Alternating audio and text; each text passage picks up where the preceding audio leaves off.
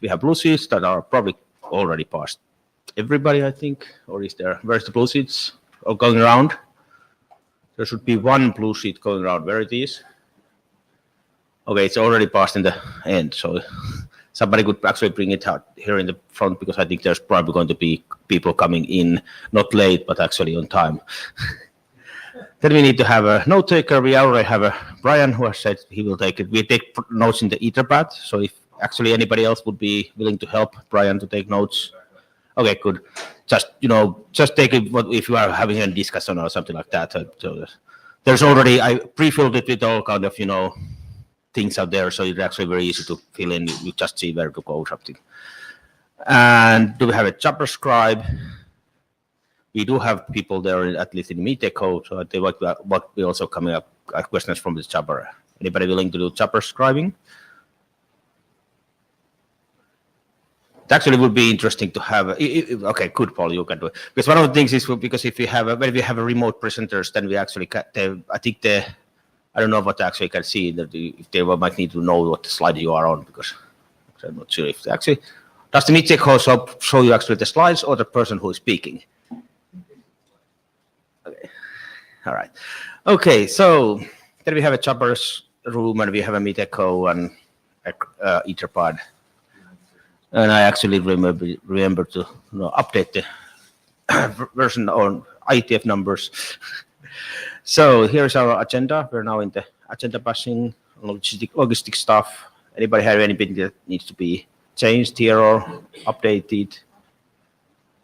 We don't have too many items there. We have some items, but actually I think we should be getting this done quite quickly. I don't think there's that much discussion.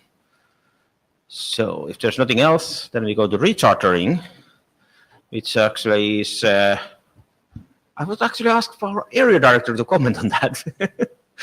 Yeah, hi, Eric Pajola, area director.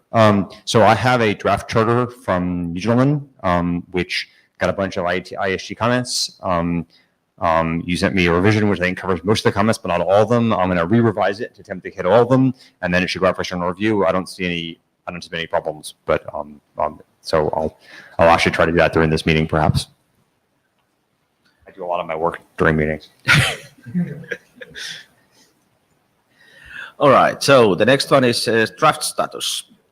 So we have one draft that is the EDDSA that is in our RFC editor queue, has been there for a long time, and I guess it's because it's a part of very big group of documents that are going to be published at the same time.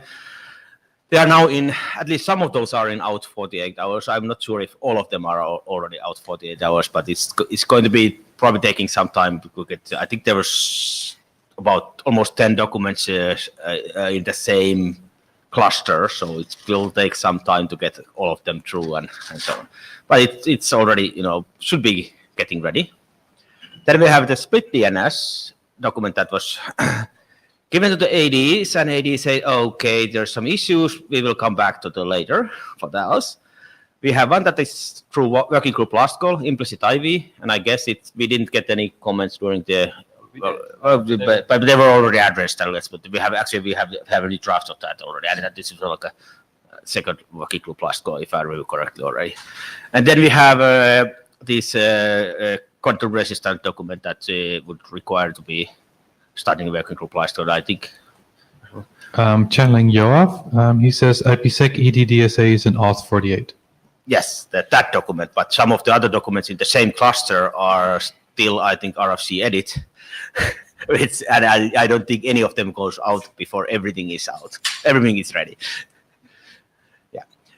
So the control resistance still needs to, I think we are going to be starting group last go very quickly after this IETF or something like that. Or maybe even, actually, I want to actually read it before I start working group last go, usually. All right, so then we have current work. We have these things are like what we have currently today discussing, and we start with split DNS. So, Tommy, if you can.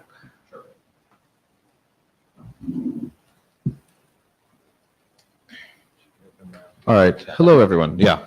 I'm Tommy, and so this is a document that I've co-authored with Paul. We've talked about it a lot. It's the split DNS. It's pretty much done, but then Ecker gave some useful comments about some concerns on the DNSSEC language and potential misuse of this that allows a VPN server to essentially hijack and replace your certificates with TLSA records using the split DNS mechanism. And so we discussed this earlier this week because we do definitely want to resolve this issue. Just like an hour ago, we've posted a update to the document to try to incorporate some of the thoughts that came up in that meeting. So we'd like to review them now and hopefully resolve things, or at least decide as a working group what to do going forward. So this is just literally, I think, copy and paste from the new text that was in that section. So just going through them one by one. The iClients, when they're using the DNSSEC TA new configuration type as a request, they must use a pre-configured whitelist of domain names that they're willing to accept these from. So they have to have specific ones that they want. So for internal.apple.com for me, right? You can't just put star. So as we say, dot must not be whitelisted. So you cannot let the VPN server just override everything. And this is specifically different from what a normal split DNS domain would be. Split DNS does not, without DNSSEC, does not have these same restrictions. This is just going to be for the DNSSEC part.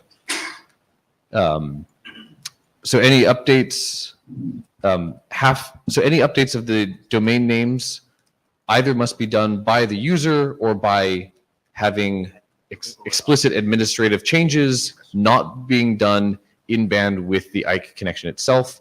So we're not going to be dynamically just allowing your VPN server to say, hey, I want to be the authority now for Facebook or something like that. That is the idea. So this language should hopefully be a little bit more strict there. Paul, please. So just to clarify, this was to address the concern that Ecker raised that a VPN server might be compromised and then send out new trust anchors, while it's assumed that your provisioning, out-of-band provisioning, will happen through other CAs and other security mechanisms that would not be compromised.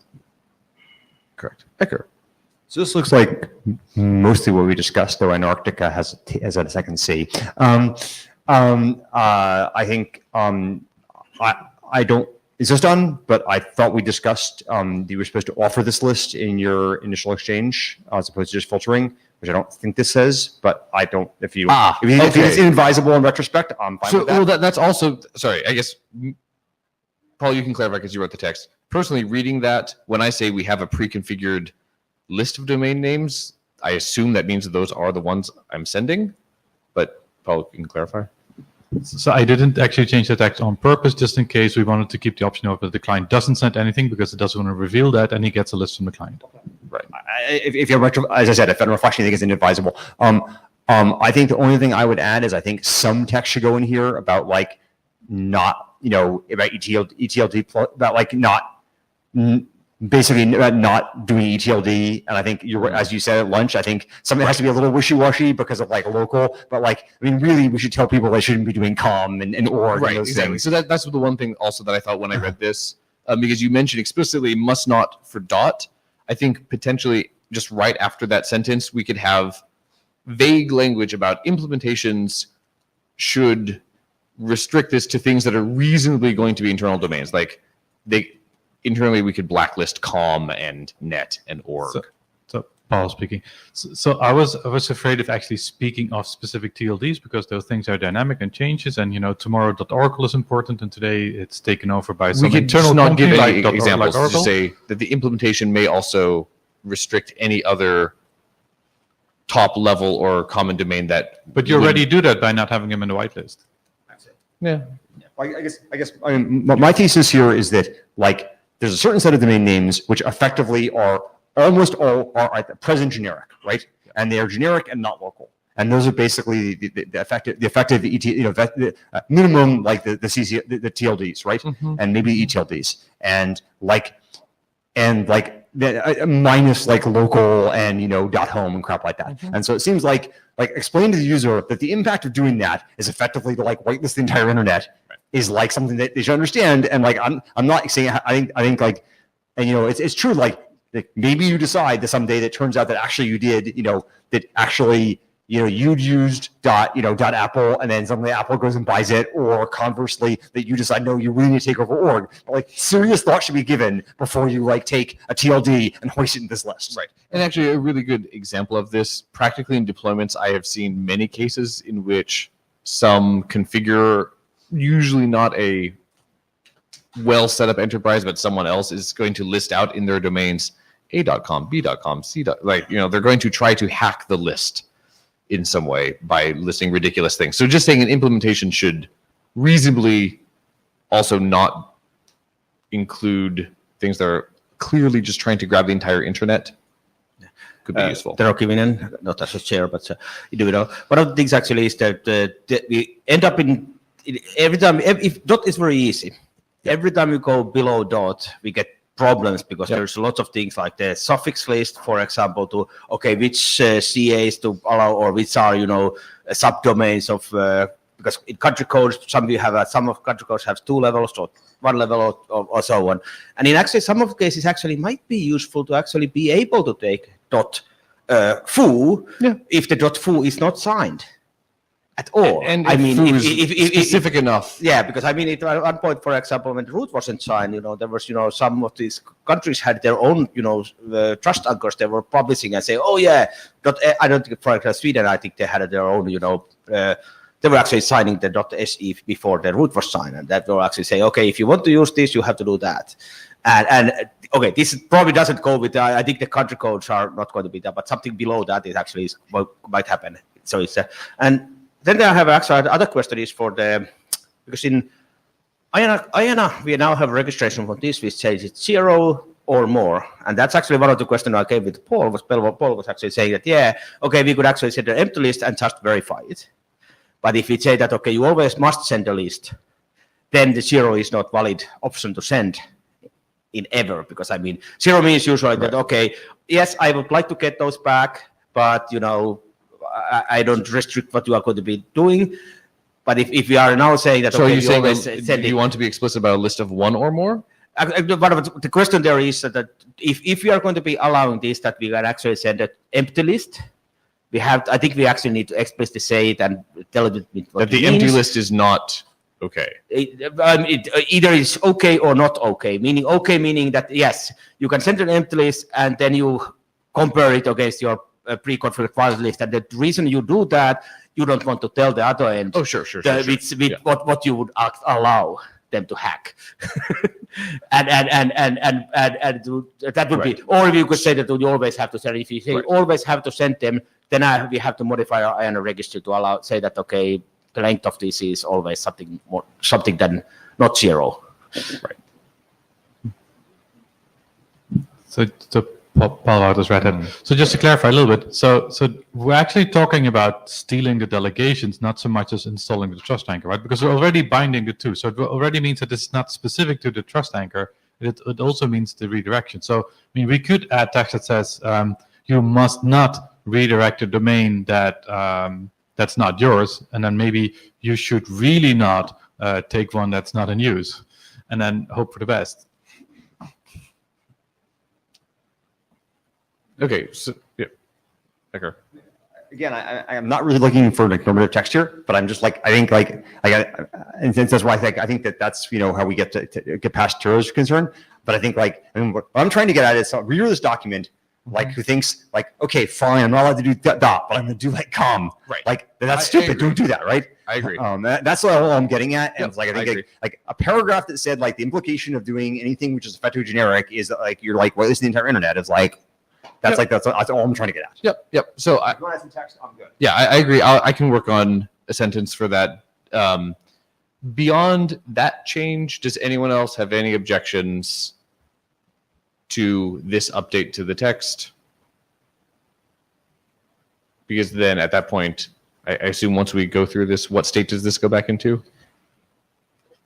Goes back to AD. Yeah. Okay, great. So, okay, we'll do one more rev of this, send it out to the list again after we wordsmith things, and that'll be it. And just to be clear, we're keeping the text to allow an empty list to be included.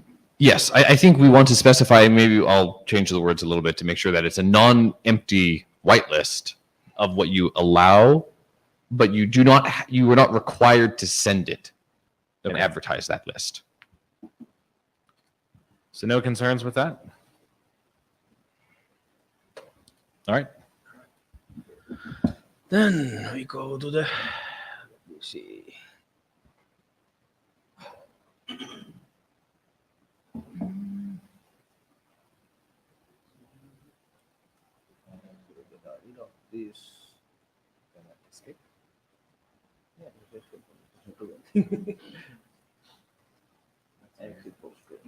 All right, so we have galleries first. Next, yes. There's a clicker for you. Hello, Valery Smyslov. Update some words about, I'd like to say some words about update of Auxiliary Exchange authentic draft, not about update, but about some issues that was identified. Well, just to remind you what IETF is. The previous in London, previous IETF, it was presented as a mean to transfer large public keys that not only large public keys, that is probably primer implementation, primer purpose of this use of this exchange, but it can be used for other purposes too. So it takes place between IETF init. Oh, I have a monitor here. Between IETF init and IETF and so that it is encrypted using keys that are computed during initial key exchange. That's why it can employ IETF fragmentation, and so we saw a lot of issues with transferring large payloads. So this exchange must be finally authenticated. And in the draft, there was supposed a scheme that outlined here, so that sign octets for initiator and for responder include ICV, integrity check values, from messages of IOX. And so that we include only ICV saves space on both peers, because they don't need to keep the whole messages until IETF takes place. But later, Scott Fleur and Daniel Van Geest identified some problem. So the problem is that, well, there are actually two problems. The first problem is, for me, is a minor problem. So generally speaking, not every AEID algorithm has a separate ICV value. Well, it is possible to invent IED algorithms that will spread authentication information across the ciphertext. But currently, all the IED algorithms defined have a separate authentication text, so it serves as ICV value, integrity check value. So this problem, I think, is a minor problem. But a major problem is a security problem. So the problem is that some IED algorithm behave not very good in terms of second pre-image resistance in case when attacker knows the key. So in this case, in our case, we assume that initial key exchange can be broken by attacker who is equipped with quantum computers, so attacker knows the keys. And in this case, the attacker can forge IOX messages if we use this authentication as described in current draft. For not in every case, but in case the used IAD algorithm is susceptible to this attack. For example, GCM is susceptible.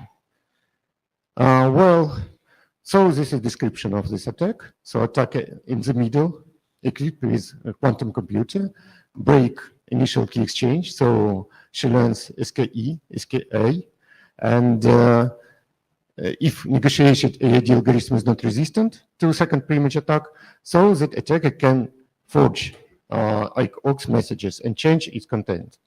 And moreover, if IOX messages contain quantum resistant public key exchange, public values for quantum resistant key exchange, so attacker can substitute these public values with her own. And the bad news is that with some quantum safe key exchange methods, not with all, but with some, as Scott described, it is theoretically possible that attacker found those values that both peers calculate the same shared secret, and attacker will know it. So it's a meta-integral attack. So it is not good. So possible solution. The simplest solution is to include the whole messages into SINOCTET, but it's completely thwarts this attack, but it opens a possibility for denial of service attack because peers need to keep the whole messages that may be quite large until ICAOS takes place, and ICAOS cannot take place at all, so it will exhaust memory, so it is not good. The second solution is to use, instead of whole messages, use hashes of these messages with some hash function that is collision and second pre-image resistant. So it's also a good solution for thwarting this attack, but the problem is that we don't have, in IQ2, we don't have hash function primitive. So it is not negotiated, it is not defined. So we need to define new registry, a new negotiation mechanism, a new transform type. So it increases protocol complexity, and we'd better to avoid this. So the third solution possible is to use PRF with zero key instead of hash function. And PRF is negotiated. We have registry, we have negotiation mechanism, so everything is fine. Well, but the small problem is, again, that not every PRF is resistant to second pre-image attack in case when attacker knows the key. But a good news that all HMAC-based PRF are resistant. But some PRF, at least two PRFs that are registered, that are defined for IQ2, AES-XCBC and IEX-CMAC are not resistant. But these PRF are not suitable for use with quantum key exchange at all, because they internally use 128-bit key, and so they're not secure enough. So, question or later? Oh, actually, I have a comment, Mr. Kin. One of the things I was thinking about, because what we are usually doing with the initiator signed octets is that we are PRFing it.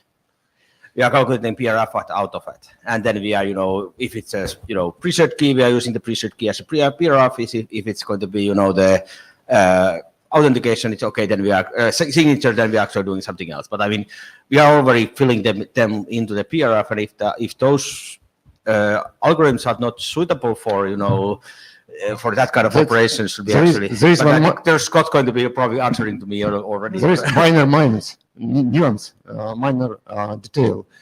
Everywhere in IQ2, PRF is used in suggestions that attacker doesn't know the key. But in this case, it is a little bit a different situation, and Scott, as cryptographer, said, assured that some PRF behave badly, at least two of them behave badly. All HMAC behave good.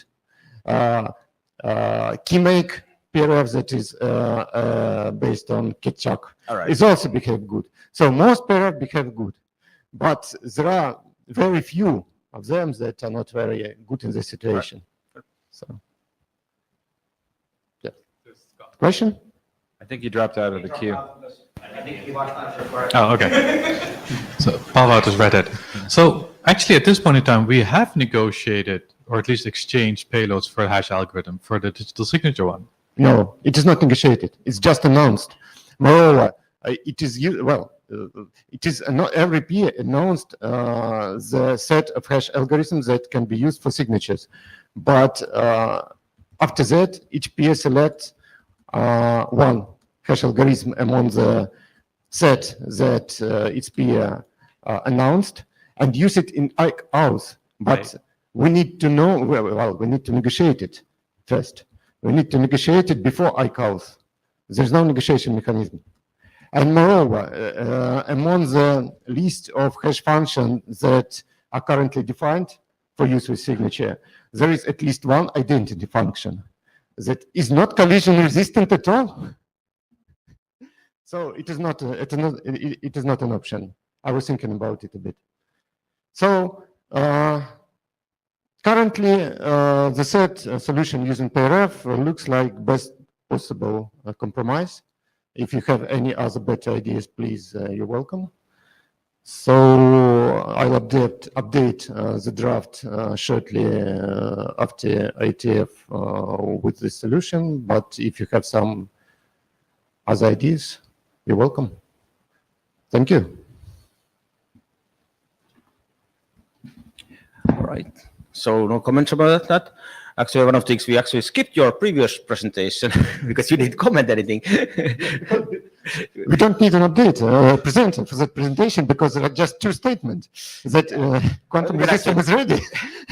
I can It's still, stable. still go to that. You can tell it by yourself. Okay, I can just give you this one. This was part of the draft update. Well, Actually, does Scott want to present this?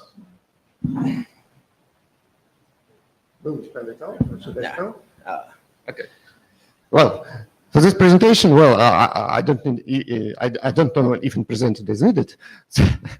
So the draft just has two changes from previous version. All changes are editorial, thanks to Tommy and Kuhn.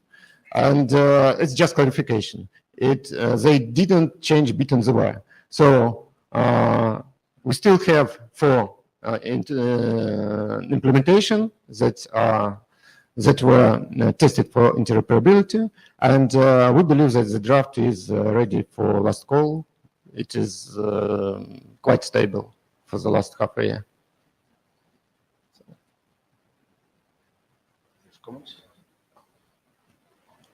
Hi, Jonathan Hamill from CSE. Please forgive this late comment from a newcomer, but when I was reviewing the draft, I was looking at there's notify use PPK that's sent in the IETF init.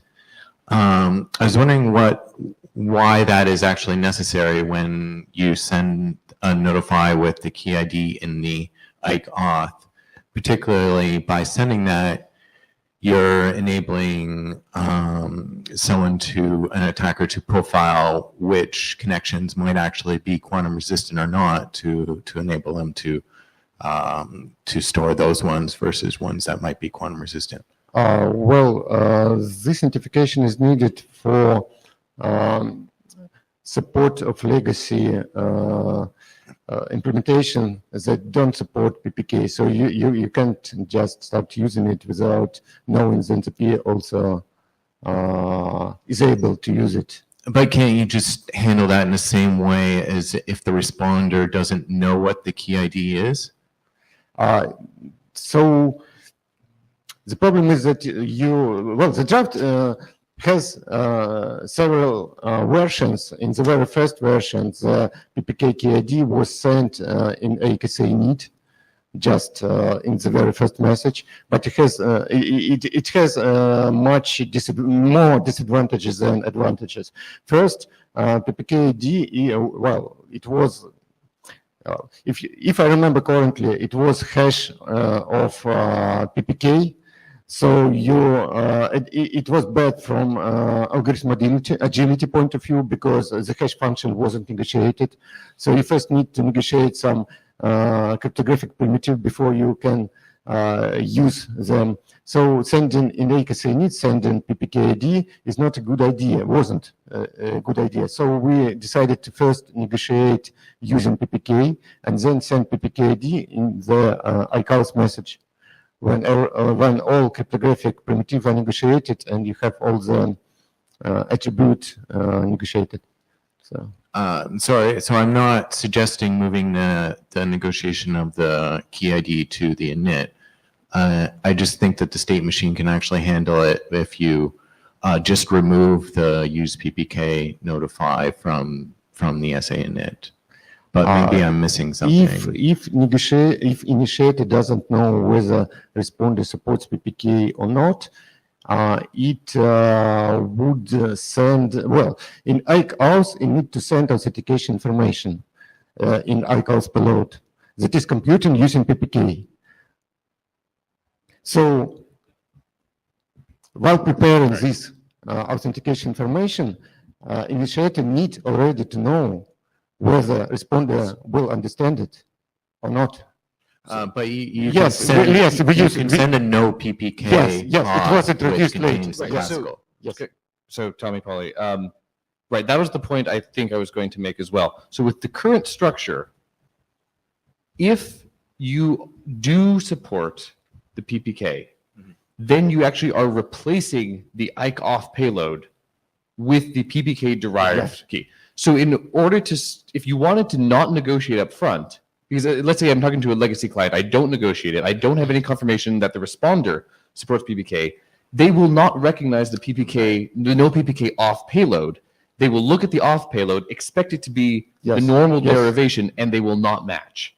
And especially if I do have an implementation that doesn't want to support no PPK off in the case in which I can use PPK because I don't want to support fallback for a case in which I can potentially have a quantum resistant connection, then there is no other off payload even for them to have. And so I don't want to necessarily switch the definitions of those. Okay, I see that now. Thank you. Thank you, Paula. Stanislav Mishlev, thank you very much for continued efforts with this document. I think that it's a really good condition, and thank you for comments about the PRFs and the properties which can be or cannot be applicable for the properties you require. Can I ask if there is some actual and up to time version of security assessment of the mechanisms, because I think they are quite reasonable, quite secure, but just in case, do you have any security assessments publicly available now, or just maybe in the mailing list? Are you talking about quantum resistant draft? Yes. Well, I think that generally speaking, I don't know, I'm not aware of any formal security analysis, but I think that Scott makes some cryptographic evaluation of the scheme, and it is widely known idea that using symmetric cipher is proven to be acceptable only to Grover algorithm in quantum computer world. So if we use symmetric cipher, symmetric cryptography by steering in PPK in SKI seed calculation, we seem to be secure against quantum computing. Yes, but I'm just talking about the issues that are more or less about the comment you did just 5 minutes ago, that not all PRFs can see the It's construction. about another draft. It's about another draft. So Okay. are we talking about the draft? Okay. Okay. I don't know. I'm not a cryptographer. I can rely on Scott. It's Scott that assert that some PRF are not pretty much secure in situation when attacker knows the key. And he said that HMAC and KeyMac, or all the HMAC based PRF are secure. KeyMac is secure also, but XCBC and CMAC are not secure. Well, I cannot comment about it because I'm not a cryptographer. It's true, and yes, these arguments are perfectly true. And I think that if some additional security assessment will be needed, I think this can be pushed forward to Safer G and cryptography panel. I think it's a good way to go there. I think it will be a very easy review, but if you need. Okay, Thank you. Thank you. All right. I just wanted to, before we switch, talk about time frame on the draft. So you would like to review it? Actually, yeah, we got. I can read, of course, review it during the last call. So, working group last call. I mean, so we can actually. I think we are ready for starting a working group last call. So we can probably push the button. So just push the button and. I have to work on the shepherd right now. But actually, we can start working group last call before that. Oh no, yes. So I think we're actually going to be starting working group last call for this quantum resistance, draft as in a few minutes or something like that. All right. So what's next in our agenda? Now I need to check it because last time I missed it. So we have post-quantum key exchange for IKE, and Scott is already there. So I switch the slides. Is this one? Scott, we're not getting any audio. Sorry, I forgot to turn on my mic. Okay. This is the most recent draft of our proposal to try to extend IKE v2 to include post-quantum key exchanges. I'm afraid that due to a technical glitch, the most recent draft only got updated a few days ago, and I don't know if you've got a chance to review it yet. Let's go on to slide 3 because we're going a bit short in time. Slide 3, please. Or do I have this? Yeah. Okay.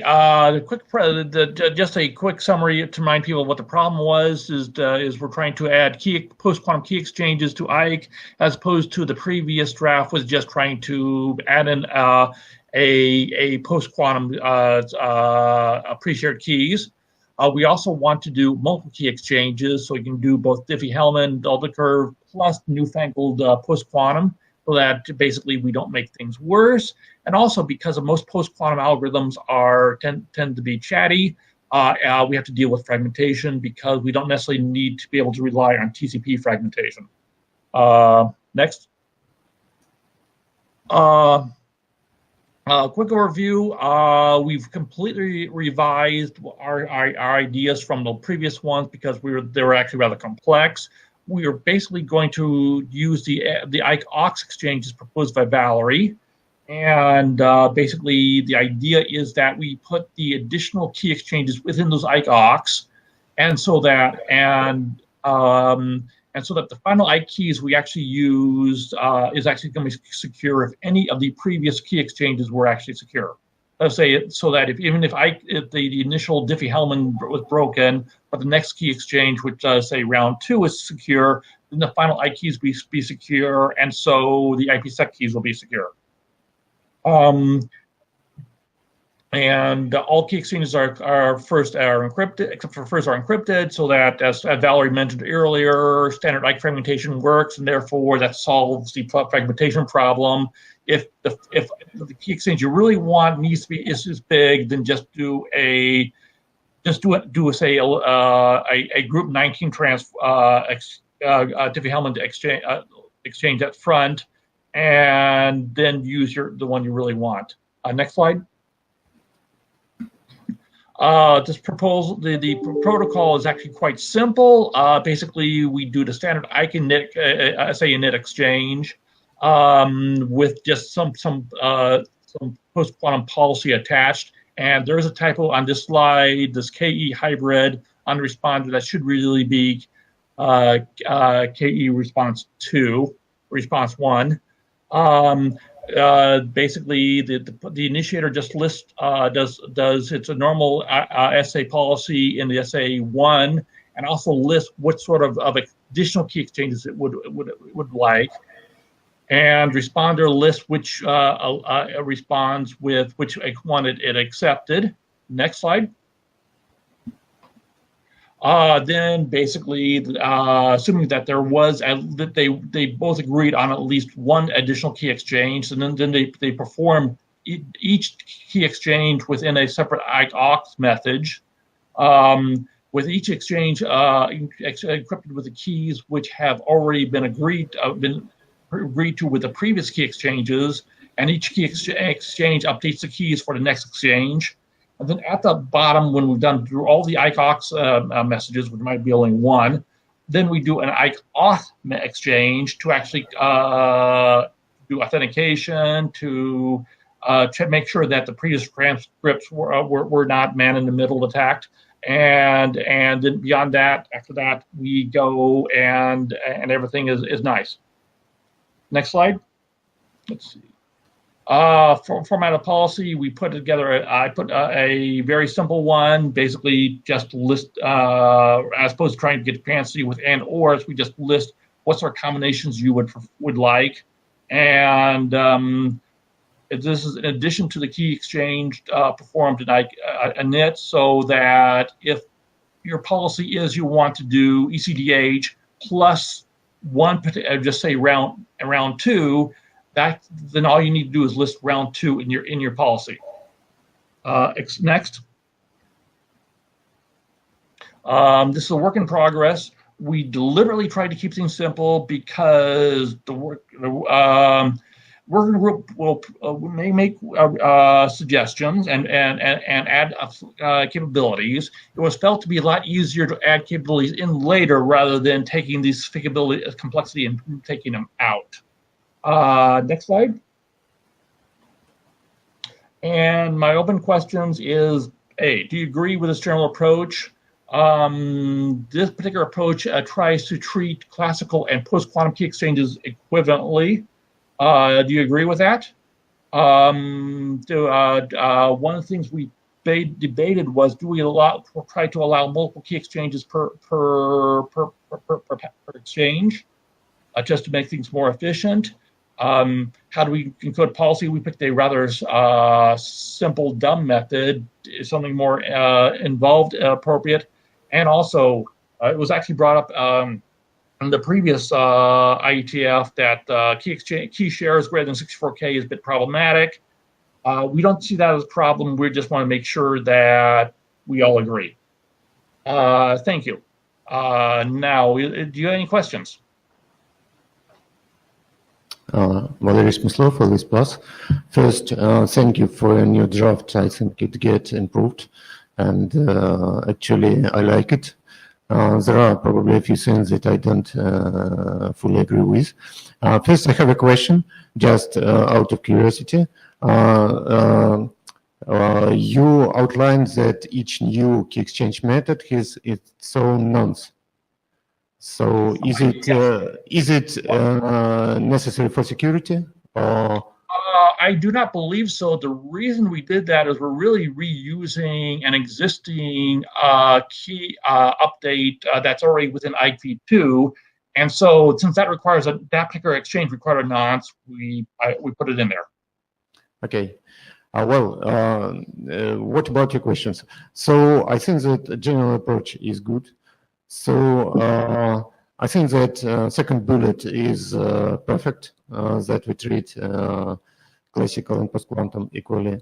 And I think that we should not allow multiple key exchanges per ICOX exchange. Well, I think that policy negotiation, I'm not convinced that it's currently the best way. I still prefer to using IKSA payload for negotiating policy, but probably I can live with it. Well, one question, is it better to send multiple notify payload instead of each containing those key exchange methods that must be that are suggested to be applied sequentially instead of making list of leads? So it's just a question of simplicity, complexity. Yeah, one of the things that we felt was important was to make sure we didn't break compatibility with old existing IKE implementations, and if we play games with what's in the actual SA payload, they may get confused if we go beyond what's in the rules. Now, by putting things in notifies, they can just basically be counted on to ignore those notifies, and everything works backwardly compatibly. Well, I think it should be discussed more. But, Yeah, okay. Well, what about the last bullet? No native support for keys, key shares. The real reason, of course, is the format of the IKE payload, that there's only a 64-bit a 16-bit linked field. So of course, there are some reserve fields right on top. So if the working group really wanted to, they could actually probably send that to 16 meg. I do not endorse that, but that certainly is possible. So it is possible, but I agree that it's better to avoid it. It might also be better to, if you have a huge key share payload, basically slap that on a server somewhere and make your key share a URL and a hash. Probably. Okay, thank you. Channeling Dan Harkins, he says, pardon my ignorance, but are all the NIST QRC submissions request response protocols? That is, 2 message, 1 from each and done. Yeah, pretty much. Be honest, I've actually only heard of one serious proposal, which was not a submission, which required a 3-pass protocol, and we're ignoring that.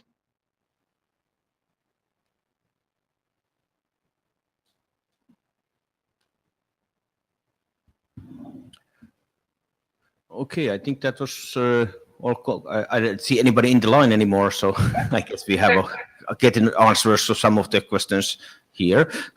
And let's see. Okay, so nothing else. Let's move to next forward then.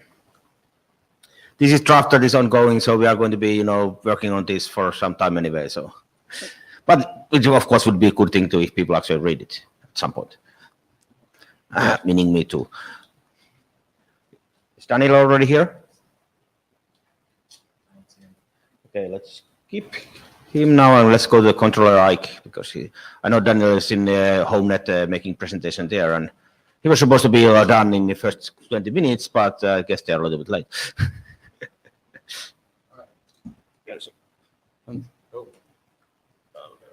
One more blast. Controller Ike. Why mess with perfection? All right, so I started a few years back at a company doing SD-WAN stuff, which is what got me involved in all this stuff. We're building things a little differently. So we're building very large full mesh networks. We do 10,000 nodes. And in our networks, everything is controller based. So we push everything down. We want the end nodes as light as possible. And this is where we came up with this. So a lot of work was done looking at how do we get the scalability going. I know some discussion's been done on the list, so I'll actually kind of try to address scalability a bit. We're really not focused on how many Diffie-Hellmans we can do in a second. There's a lot more to our scalability that we're looking at. How much memory are we taking up? Even things like the latency of bringing up an IKE session is important to us. And so for us, having sessions ready to go after the controller sends you your information in a full mesh was important. And so that's where we've come out of. Other things, we're looking at SD-WANs getting more and more popular. Different groups are looking at them.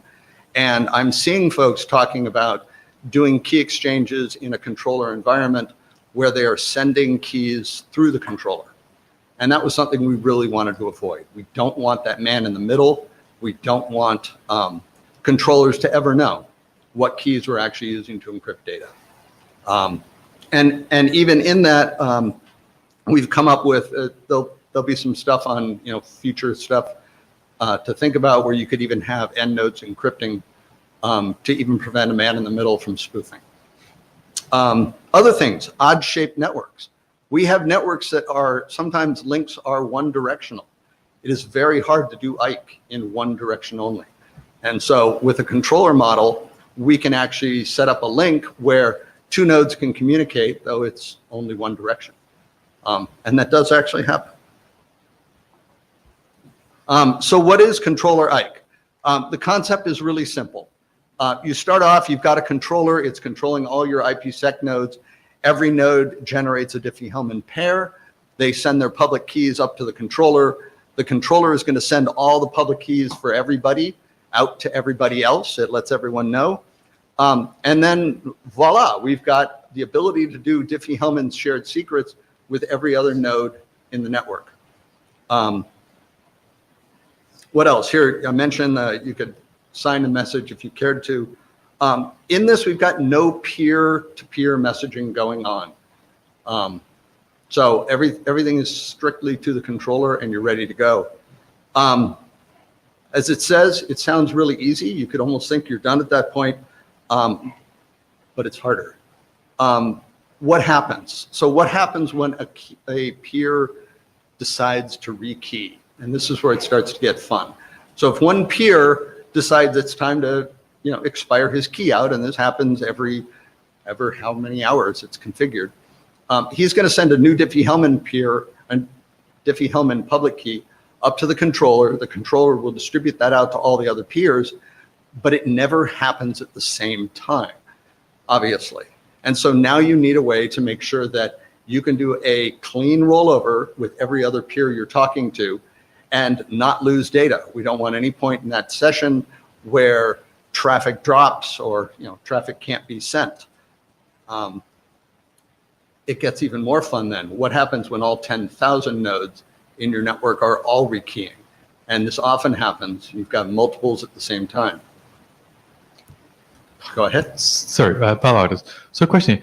So on one hand, you're saying you don't have enough memory to do multiple Diffie-Hellmans at once because you don't have the memory for it. But on the other hand, you're saying you have the memory to store 10,000 Diffie-Hellman public key pairs from all your nodes. So I didn't say we don't have the memory to do 10,000 Diffie-Hellmans. We manage our memory very carefully. So managing 10,000 IKE sessions is more memory than just 10,000 Diffie-Hellmans. There's a lot of state going on in that. These are things we've looked at, right? There's some other issues we've had. What happens when you have a network with more than one algorithm? Typically in an SD-WAN environment, you've got one configuration for all your nodes. Everybody's going to do AES GCM. You just tell them to do that. But you have situations, there'll be migrations. There will be situations where you have older hardware that supports older algorithms. You want newer hardware using newer algorithms. So some amount of a negotiation needs to be supported. Do you have a question? Yes, Quỳnh Dang. I think something I don't understand here. So you have the controller who controls all the communication. So why do you need Diffie-Hellman for? Because the controller can generate a shared key for two endpoints, and that would be it. And they can communicate. Right, and that's kind of the whole point of this protocol is we don't want the controller generating the No, but key. the controller hold the Diffie-Hellman share from both parties, so the controller can know all the secrets shared in between any pair. Okay, no, so Diffie-Hellman doesn't work that way. The controller knows all No, the the Diffie-Hellman public values. It does not know the Diffie-Hellman private values. Controller is in the middle. The controller can replace all the share and then can be in the middle and know everything. That's how it works. And as we That's how mentioned- you need authentication for Diffie-Hellman in order to be sure that you communicate to the right person. But you have a controller who controls all the shares that can replace all the share by his own, and then they can get he can get all the share secret in his hand. So as mentioned, you could have nodes individually signing their keys before they send them up. So if node A wants to send up node A's new public key, it can sign that. When node B gets it, he can verify that this was a key generated by node A, not by the controller. So the two nodes in the pair already have the communication where they can assign and verify signatures. So I don't know what else do we need if they do have that They have connection communication- already. Connection to the controller, not necessarily peer-to-peer in both directions. So you mean in this controller just passing along the different element share with the signature on it to one party to another? Possibly, yes. Absolutely. Okay, so at least it must have signature somewhere in here to guarantee that has been done. Otherwise, the controller, has everything in his hand. Okay. Hi, Eric Pasquale, Security Area Director. Yes. What makes this IKE? What makes this IKE? Yes, in what way is this IKE? It's a key exchange, and it's on the internet, and that's an IKE. That's all it came from. So TLS would be in scope for this working group? Right. So yeah, right. Sorry. Let me make my point more sharply. This is out of scope for this working group. It's out of charter. Just arguing first for as a chair, we take it here because there has been discussion on IE2 NSF about these, things that are doing similar kind of thing. This was doing better thing than what they are doing there, because what they are having there is that they have this thing that the controller, they have two options. One option is to distribute only the configuration, which is fine, then the peers are like IKE. In the other option they have that, is what Gwen was saying, that, okay, we have all the keys generated by the controller and it pushes them, which means that the controller has all the keys, which would be really, really nice for some governments and TLAs, but not really nice for anybody else. In here, it would actually be, yes, the controller can still do the same thing unless you have a end-to-end authentication, which in this case most probably wouldn't. But the difference there is that now the controller has to do manage the middle kind of thing, because he has to change the public keys, and that's one of the things he might actually get caught. And he probably don't want to do that everybody, just so it's some kind of things that this is better. This is not going to be in our charter, not as much as now, but it's going to be something that might be interesting in people, and that's why we took it here. Yeah, it's very applicable to IPsec. It's being used, controller-based protocols are being used for IPsec, which is why we decided to present it here. Sure. I've presented key exchanges in this forum before, so thought I'd do it again. Sure. Okay, sure.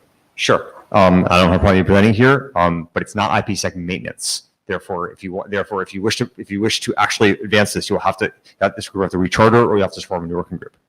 Great. I'm not taking a position on the quality of the work. I'm just saying, as a process matter, it's out of scope for this working group. Or go to I2 NFS. Yes, although if I see something in NFS, I'm asking recharter. There's also not a working group, so. Valery Smyslov for this plus. Coming back to the draft, I've read the draft. It's interesting. I won't talk about whether it is applicable for the group. Just one question. So, in your draft, each peer has only the only private key, and so it uses it as its key for communication with every peer in the network. Sure.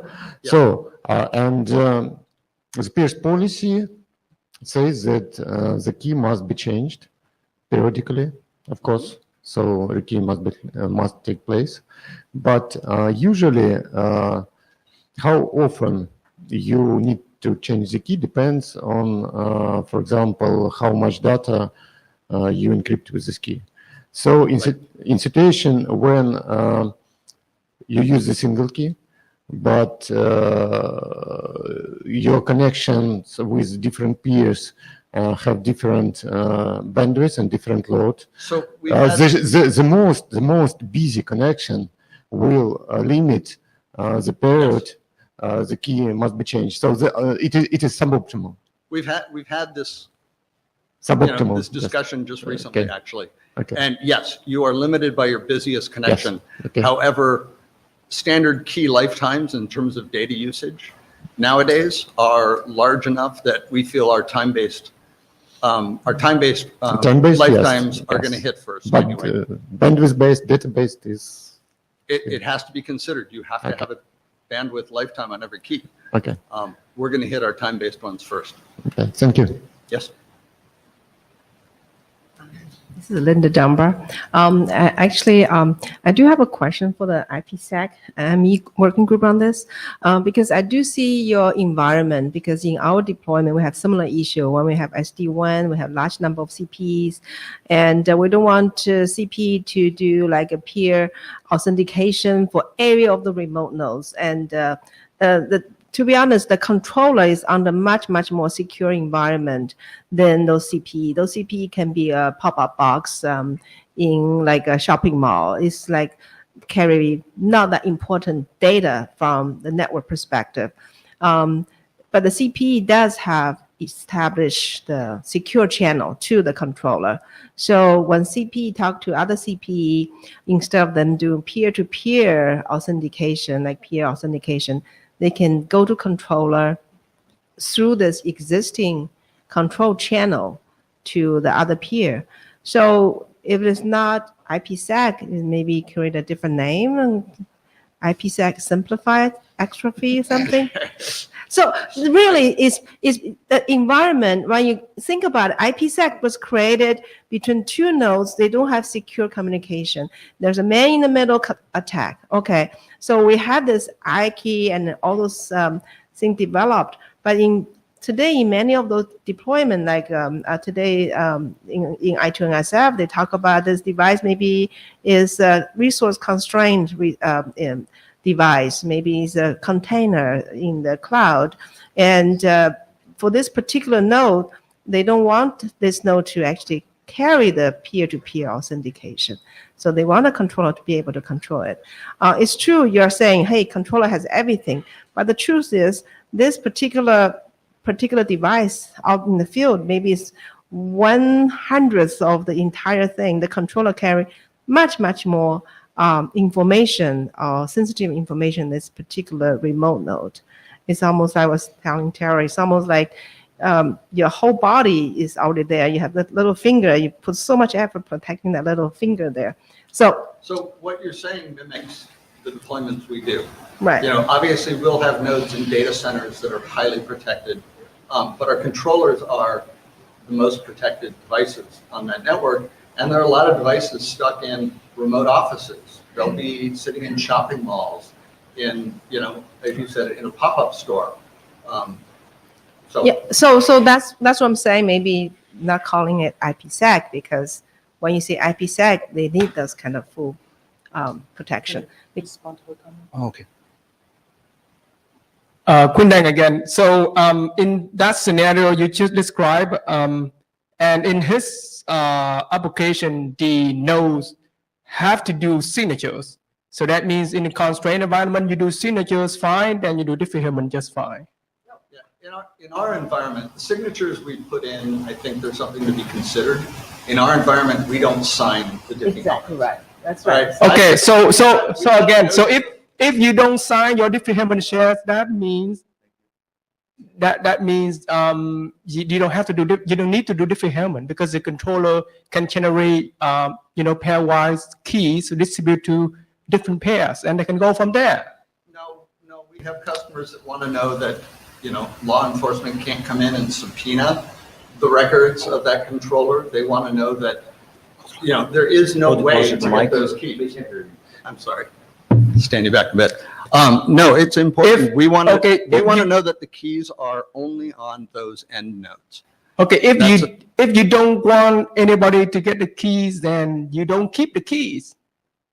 The controller don't keep the keys. Either don't keep the Diffie-Hellman shares from the parties, or you don't keep the secret keys that you generate. Either one, you don't keep them. That does not meet the key hygiene. You can the key traverse you. When I talk to you, I go through, he's the AD, he's the controller, so I go through him, but he doesn't keep my record. Actually, I think I will cut this discussion, because I don't think, as Igor Eckert said, this is not really part of our charter. It's not a part of our charter, which means that we are presenting it here, or giving a presentation here, because it was, would be interesting perhaps, especially with the discussion going with A2 and FS, and people would probably be more happy if A2 and FS could go this kind of thing and not having the controller having all the keys. Yeah, understood. I just want to help, because people might do a lot of work for wrong reason.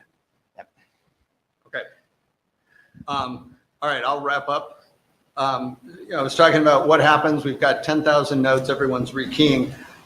The work we did, we put this together and started working on the state machine required to keep everything synchronized. Yes. And so it's been broken down. If you read the draft, things come down to 4 rules. Sorry, keep standing back. Things break down into 4 rules.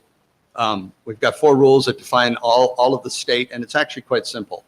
What we've ended up with is a way of synchronizing very loosely. We've got, you can have nodes send their public keys up to the controller. Controller will send them out. They will arrive at different nodes at different times. Different nodes can decide to act on them at different times. It all works out. More details, read the draft. What else? So just a quick introduction. We'd like to take it further. I don't know what the right working group is or the right politics for that, but we'll be doing this. I know I2NSF is doing this, and there have been requests.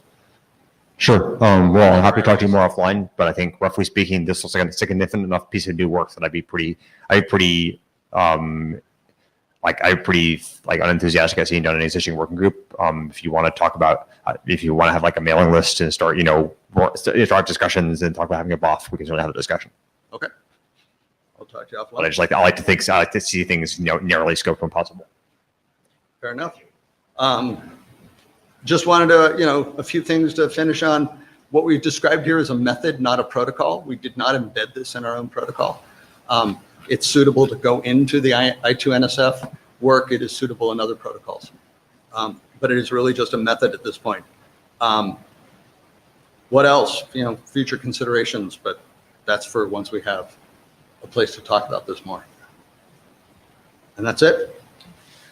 All right, thanks. Let me go back next skipped person, which was Paul. People don't comment that they are going to be skipped. You clearly don't care about, your presentations, because when I skip you, you don't even comment on them.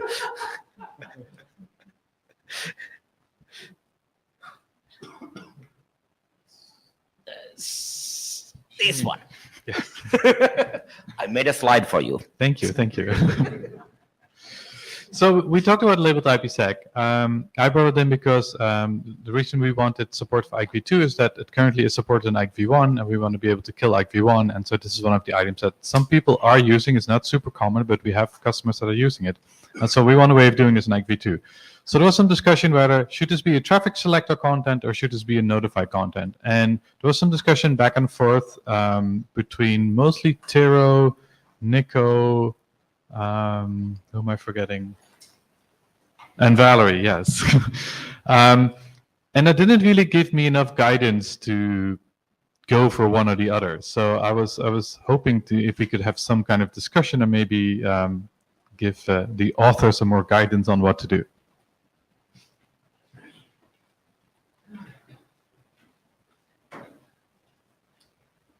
Tero Kivinen, as an individual, the problem I think is that everybody had a different understanding what labeled IPsec is. What kind of labels you have? Right. Is there a hierarchy? Are they just a number that you add there? And I think before we can actually decide or think about what would be a suitable way to express them in the in the packets, we actually need to solve that issue. We need to understand what we are trying to. So I think there's a little bit more clarity on that. So indeed, I thought that there was a possibility of hierarchy, but talking more about, especially about the deployed use cases we have with SE Linux, basically there's no hierarchy. So you either match or you don't match. The question is, would we want to support other security systems that do have a hierarchy? One of the things I actually think most of the cases what I understand is that they have labels, and the label is there is no hierarchy. It's just yes, a number. because the problem with hierarchies is that under-specifying is usually just as bad as over-specifying. So you don't want to downgrade or upgrade the level. So it's really just an exact match. So Valery Smyslov for this response. So actually I agree with Tero that currently the what label is a very moot term. So probably if you give more examples and more use cases of which are more more closer to real life use of labeled IPsec, it will be easier. But anyway, I think that if a security label is presented in the network, in the packet, for example, like MSL label, that it's better to be negotiated in traffic selector because it's a part of the packet. Then Right, then it's separate notify payload because we will already have a traffic selector just exactly for this purpose to negotiate selectors of the right, but packet. so the problem was that selectors have other properties, and then we have to define all those other properties of selectors. While we really only are sort of defining a match selector or didn't match selector. So it's actually a really simple selector, not a full traffic selector. Well, that is that. Need to define. If you need to support labeled IPsec, you need to define a new traffic select and define how to match them and how to use them.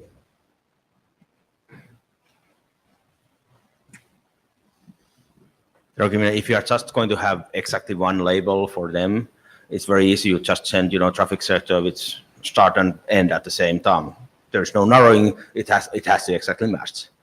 If you want to say, okay, any label goes to me, you say, 0 to whatever the maximum. Of course, the question is the labels, fixed length or not? That's the one question. Are they integers from 0 to 32-bit integers? Are they strings or what they are? No, they're variable length labels. Like they're sort of string representations of things. Okay, then it gets a little bit uglier in traffic sectors, I think. Yes. Except, but of course, even in that, you can always make the exact match. So that's start and end are always same.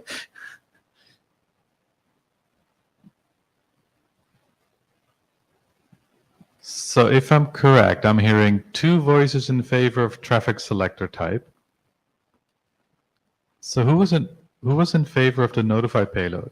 That was you, Tiro, wasn't it? I don't remember what I was proposing at that point. That actually, because one of the problem was that it was think about if people are saying, what would be, the meaning of the label is also if you actually negotiate, or is it something that actually just transmit saying, okay, this is the label I'm going to using when I'm transmitting.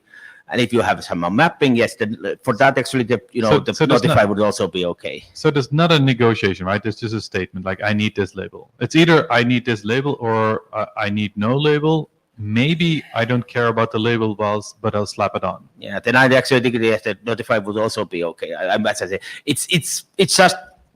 It's one of those choices that it has some properties are different, some are not. Okay, one of the good things about notifies is that it's very easy to ignore, which means that if you try to propose it to somebody who doesn't support it, they just ignore it and return you a traffic selector without the label, without the notify in the back, and then you can just so he didn't support the label, so it either is misconfiguration in his end, or can I either tear down the IPsec if I can't use it because they have no label, or I can just so they don't support label, I can just send anything what my label says I can send them. Because that's in my end anyway. Configuration say, okay, I'm going to using this is the traffic with this label I'm going to be sending to this IPsec SA, and which means that he's going to be doing that anyway. And with all the traffic coming out there, he's going to be labeled that with that label. And the labels don't actually really. You could actually do it quite easily with local, unless you have you want to actually match the labels on the other end. Of course, in some cases you have a security gateway. Both of them are using different labels, and they are just local. Okay, everything coming from this SA is labeled as outside party 1, and everything going there must have label outside party 1 to be able to transmit it to that SA. And I don't care what they are using in their end. But that's not the label that you're negotiating over the IPsec. Yes. Yeah. That's just their own local. But that could be one of the cases where you actually. You could have both of these. Some cases you have some party who is you are some external party where you actually don't want to negotiate the labels, and then you have an internal party. You have a branch office where you actually assume that there actually might be coming multiple different labels from different SAs, and you actually want to keep them in sync.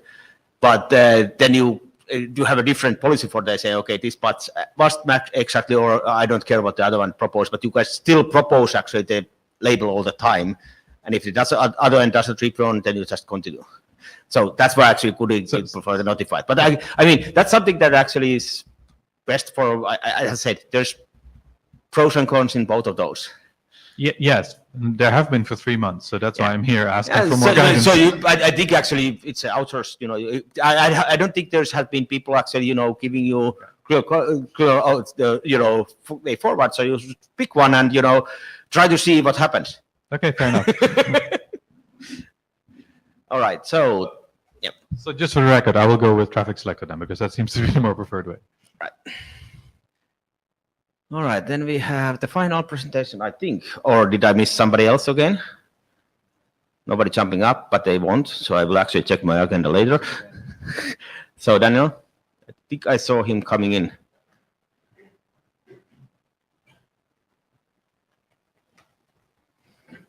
"20 minutes from the beginning." So, ESP header compression. You had the clicker somewhere? So this is a draft that has been quite for quite a while now. The idea is, so we call this EHC, and the primary, the architecture of this draft is that we're building a flexible framework. Oh, that's actually easier to read here than on the screen. Yes. So we're building a flexible framework to compress ESP. So how it works is that we have a strategy that defines how to orchestrate rules, and rules associated with context can compress almost every field in the ESP. Of course, when you compress, you have also to be able to decompress on the other hand.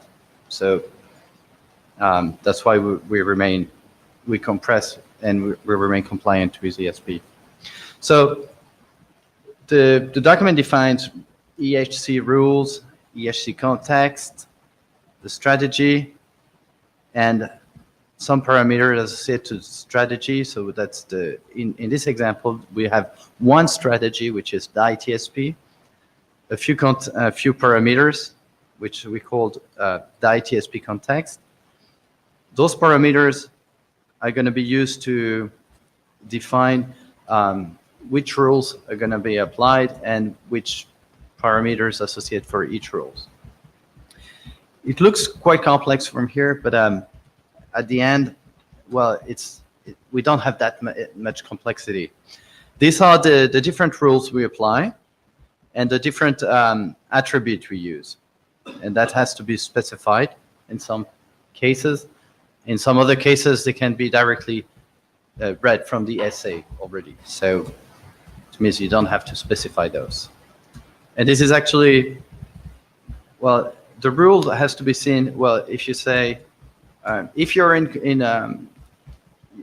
suppose you want to compress something only in the tunnel mode, then you have to specify the mode. But of course, when you apply that, you can read the mode from the essay, which means just by enabling the compression, it can be done automatically. So in the case of a single UDP session, this is the kind of compression you can achieve. So you have the packet here, the rainbow ESP, and this is how you can Drop the microphone. And this is They can't see you. what you can compress. So, I mean, there is a significant gain that can be achieved. Of course, it's a maximum, so it's not applicable in every cases, but that's up to what you can achieve.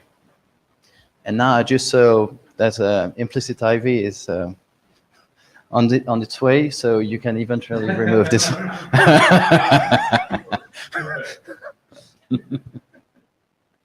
So the primary motivation was for IoT devices, but we also find it useful for standard VPN.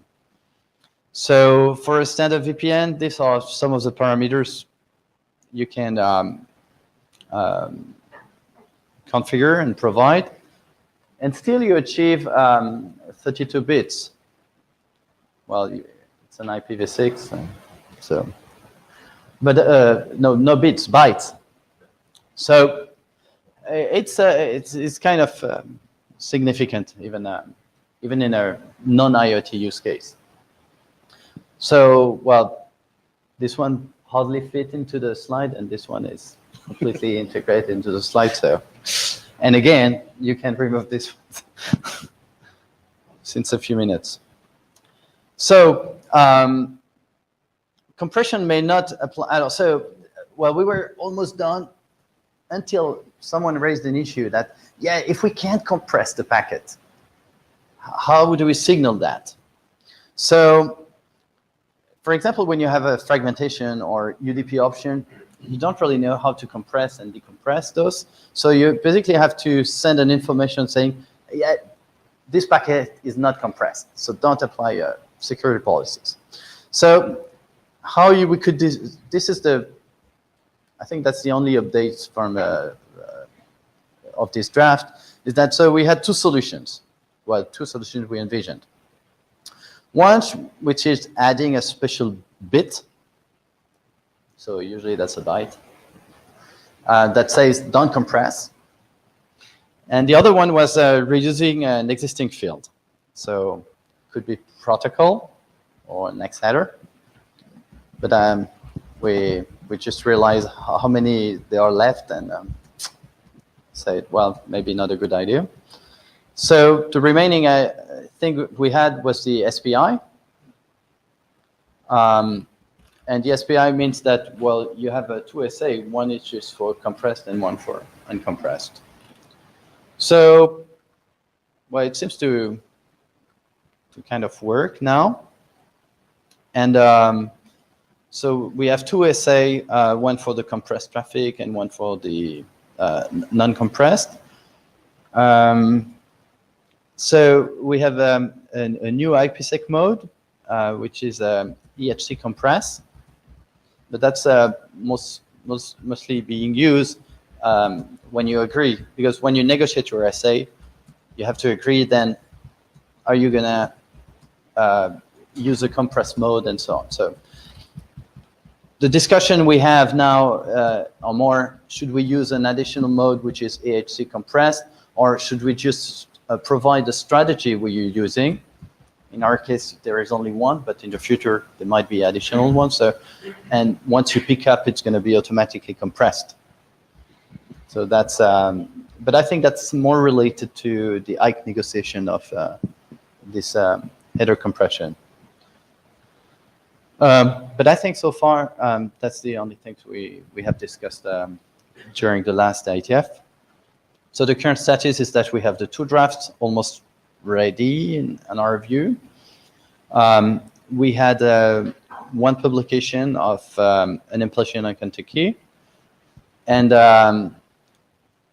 well, we should have another implementation on Riot, but this shoot has been a shoot for 3 years, because anytime we had a student leaving, but before the project starts, so it's not because of the project.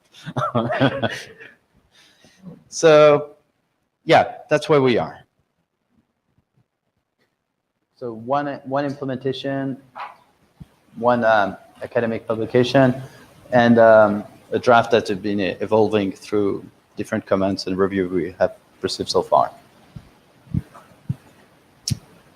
And so I think we're ready for adoption and ready to reach the milestone for November. So I think the one snag is we're waiting on the charter to be approved. Okay. Yeah. I think it would be better to wait for that before we actually start adopting, drafts that are in the new charter, because it might be the IST suddenly decides that, oh, no, we don't allow this kind of work happening. Right, I think question. Tommy Pauly, Apple. Yeah, just a question. Could you go back a slide or so? Right. So I do like the solution that you chose here. I like the idea of a new IPSEC mode for this. I think that works quite well. Has that been added yet to the IKE document? How we negotiate that? I think so. On the previous version, for sure, I had a EHC strategy, so which means I could have a list, a notify payload, and then when you select one. But this would be a property of the child SA, right? And so if I wanted multiple, I would need multiple child assays. I would essentially have my compression child assay and my non-compressed child assay. Yeah. Okay. And just for notify payload. It would be like we have for transport mode or compression. Yeah. Yeah. Transport, actually, transport, yes. It's just like the one for use transport mode. Yeah. Exactly. Yeah. Great. So I like that a lot. As far as deploying this, if we know we're in a situation in which we're not going to be allowing IP fragmentation and we're not going to be using UDP options, it would be reasonable to only negotiate the compressed child assay, correct? Yeah. Like it is optional to have two.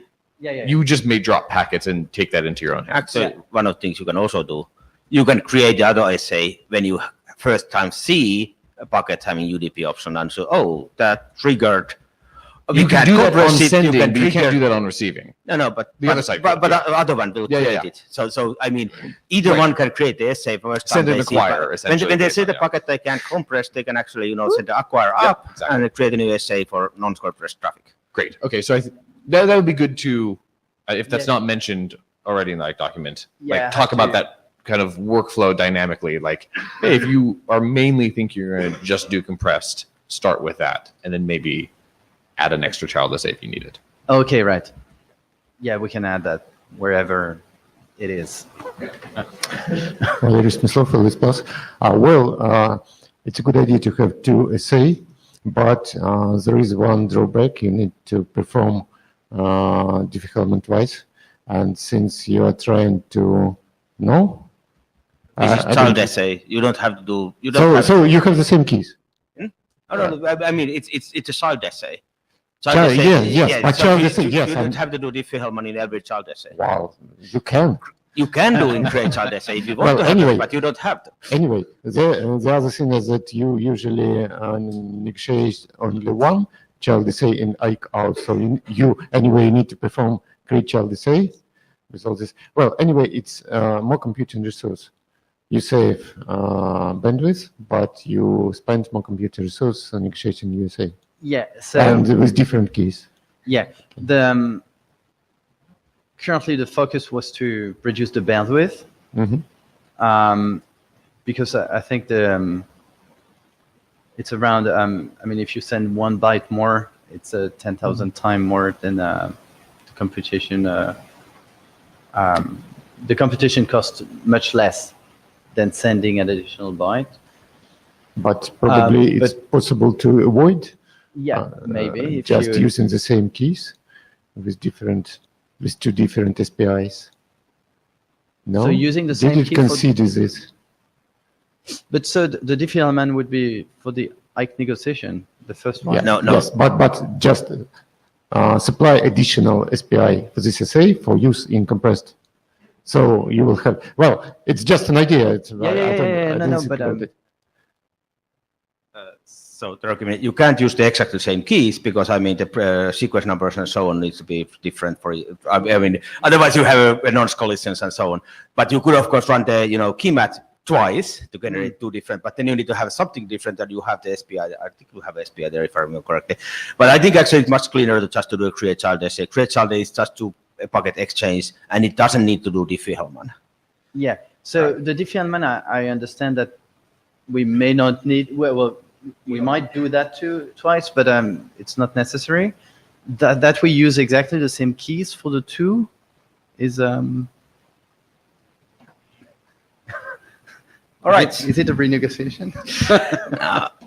Okay, so then we go to the next one, which is open discussion. I have at least one item for myself. So bring there.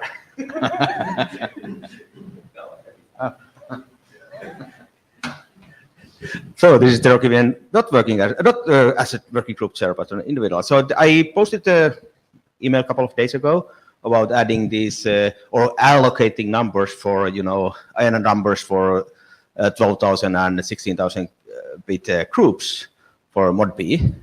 And the reason I am actually asking for what to get your feedback, because I'm a little bit, this kind of conflicts there, because I'm working group chair, I'm IANA expert, and I'm probably one who's going to be writing the draft, and or RFC if there is going to be one. So I want to know if there's any other people who are actually think this is a good idea or a bad idea before I just go and do it myself, or should I just ignore it? So the reason there is, I sent it in the email list, and the biggest reason is that there is, people say, oh, we need to have a 256-bit security because of the quantum computers.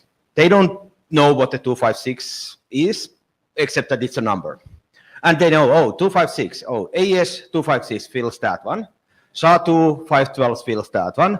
Mod B, okay, we don't have any mod B that fills that one. We have 8,000 bits, which is 200 bits, not enough. 16,000 would be enough, but we don't have that one as an IANA number. We have generated the groups when we created the old, extra allocated, extra mod B groups, but we didn't include them there because I think at that time it was about 30 seconds to do it. Now it's about half a second.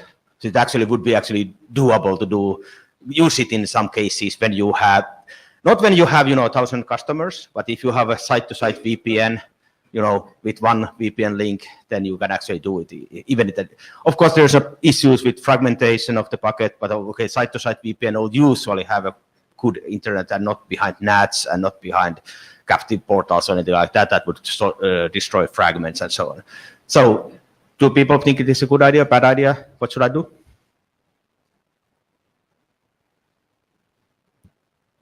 Paul Wouters?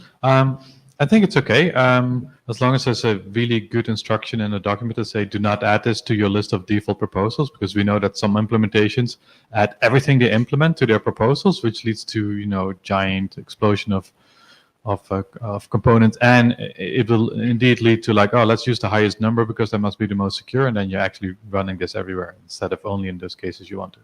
But and I'm willing to help you with the document too. Daniel Van Geest, Icera. If you're just doing this to check a box for this is safe against quantum computers, it's kind of a false sense of security because those are not necessarily safe. No, I don't think actually it's a false sense of security because it actually do offer you 256 bits of security.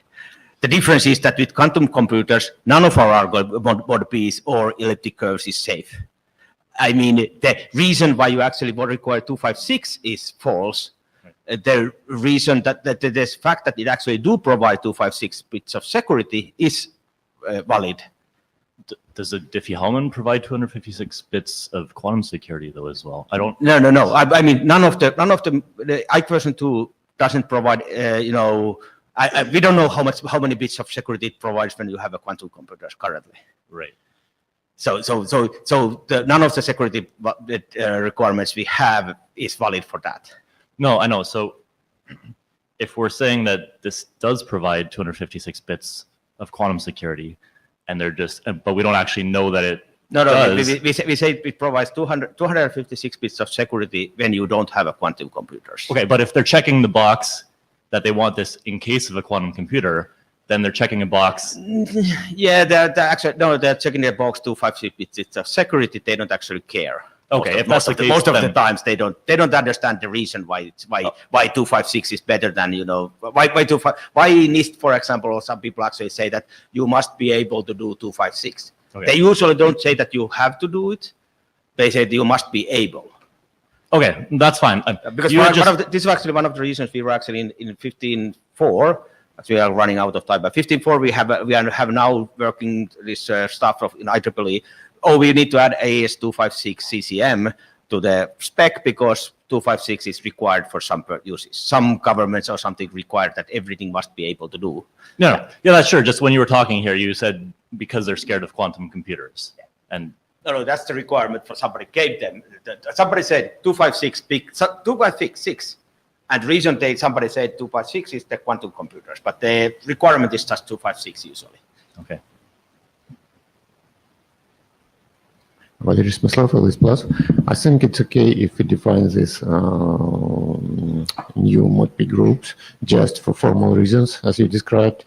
I'm not sure if they are really useful, but let them be.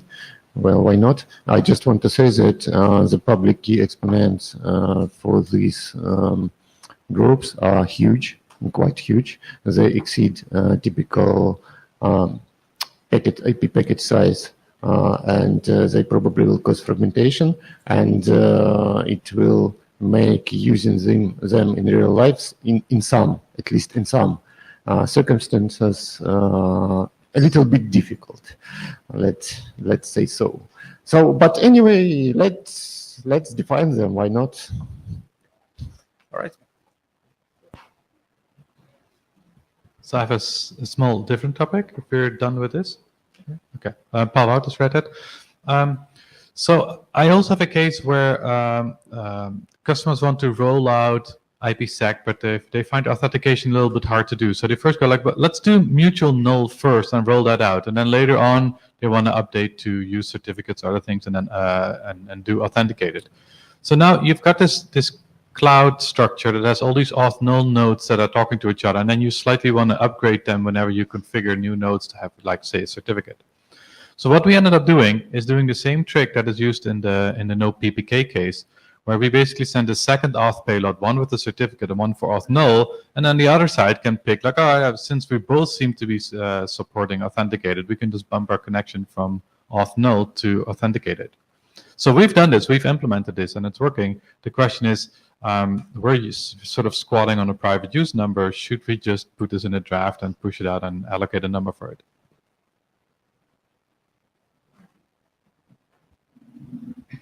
Anyone interested in that solution?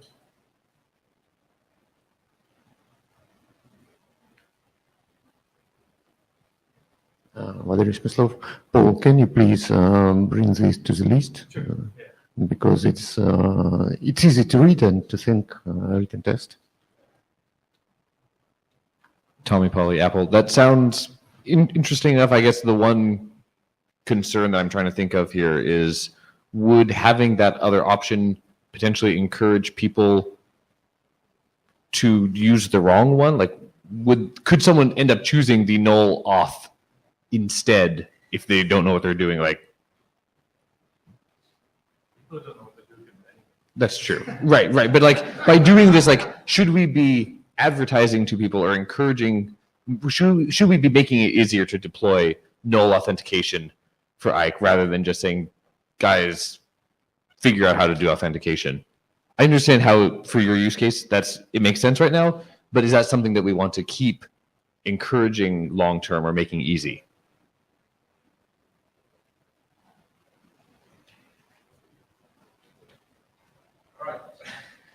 Yeah, so I think we will want to take that to the list. So maybe you could summarize. Yeah. I think we still have a couple more. No? We're over? All right, well, I guess we'll end it here. Thank you, everyone. We will work on getting the minutes posted as soon as possible. So thank you.